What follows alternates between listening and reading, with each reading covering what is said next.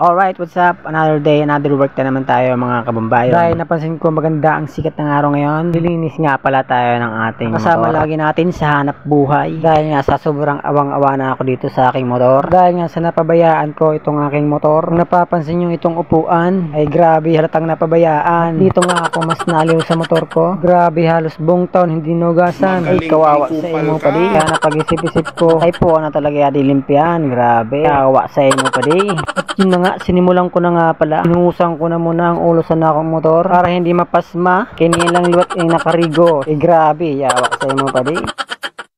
6 months later. Okay, sa wakas tapos na tayo maglimpya pa di. Di yun nasa Rosibya na naman tapos na. Aguna mo, mao talaga naglimpya. Pero paano naglinig man di yung ako motor.